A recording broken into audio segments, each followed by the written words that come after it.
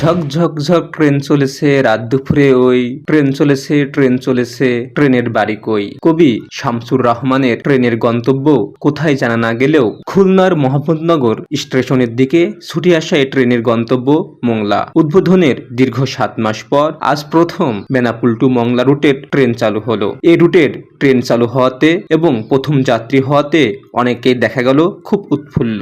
অনেক ভালো লাগছে, খুব এক্সাইটেড ছিলাম। আজকে আশা পূরণ হচ্ছে, প্রথমবার যাত্রী হয়ে। বাংলাদেশের সরকারের পরে আবেদন 64টা জেলায় যদি আমাদের চলার জন্য ট্রেন করে দেয় খুব সুন্দর হয়। মামলায় আজকে নতুন যাচ্ছে, প্যাসেঞ্জারের অতিরিক্ত চাপ আছে, খুব ভালো আছে।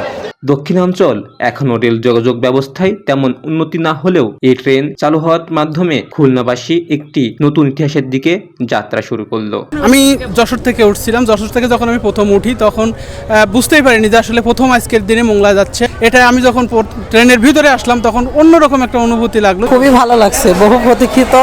এখন হচ্ছে এটা ছিল বেতনা এক্সপ্রেস খুলনা থেকে বেনাপোল, এখন হয়েছে মোংলা কমিউটার ট্রেন বেনাপোল থেকে মোংলা।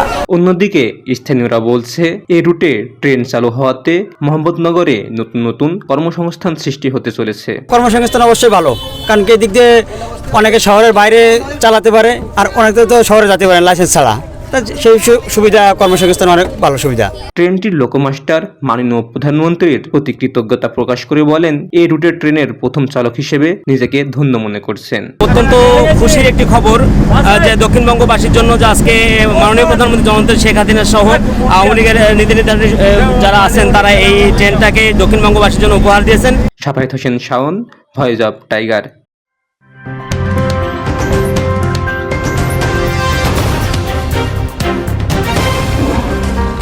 Voice of Tiger.